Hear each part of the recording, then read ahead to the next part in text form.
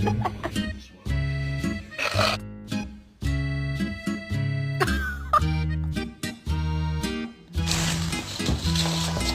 line is we need to get a dog for protection. Like if someone tried to break into our house, I'd want to make sure that they were immediately terrified. Good girl, good girl, good girl. Oh, daddy. What?